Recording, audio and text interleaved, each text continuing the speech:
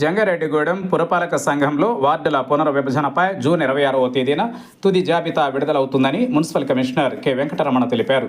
జంగారెడ్డిగూడెం పట్టణంలోని మున్సిపల్ కార్యాలయంలో కమిషనర్ మీడియాతో మాట్లాడారు.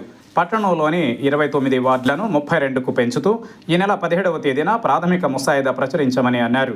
దీనిపై సలహాలు సూచనలు ఇవ్వాలని ప్రజలను కోరామన్నారు.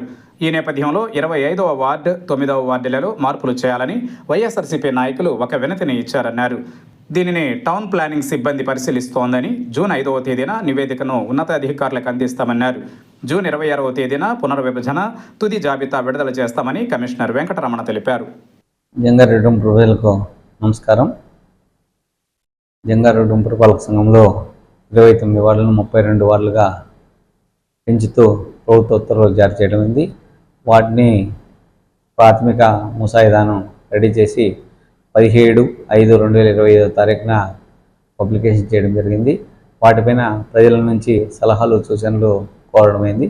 దాంట్లో భాగంగా వైఎస్ఆర్సీపీ పార్టీ తరఫున ఒకటి మాత్రమే వచ్చింది. అది కూడా 25వ వార్డు మరియు 9వ వార్డు కొద్దిగా మార్పులు చేర్పులు చేయాలని వచ్చింది. అది మా టౌన్ ప్లానింగ్ సెక్షన్లో వాటిని పరిశీలిస్తున్నారు. వాటిని ఏదైతే న్యాయబద్ధంగా ఉంటే వాటిని పరిశీలిస్తారు. న్యాయబద్ధంగా లేదు, మొత్తము ప్రతి ఒక్కటి మార్చాలనుకుంటే వాటిని ఎలా చేయాలనేది పరిశీలిస్తున్నారు.